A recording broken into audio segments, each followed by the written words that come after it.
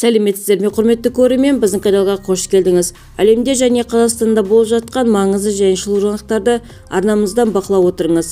Видео кеңінен тарап, қажетті жерлерге үшін видео астындағы бір лайк және жазылу түймелерін басыңыз. Қолдарыңыз Қабатулланың қабырғаларына тисін. Димаш Құдайберген әлемдегі ең үздік телешоуға қазы болуға шақырылды.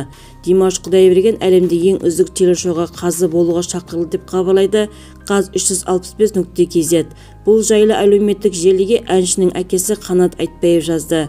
Димаш әлемнің ұлы әншілерінің бірі ғана емес, бірегейі Пласидо Домингоның Будапештте өтетін Виртуоздар атты телешоуының қазылар алқасының құрамына шақырылды. Құрметіңізбен сеніміңіз үшін көп рахмет, маэстро, деп жазады Қанат Айтбаев.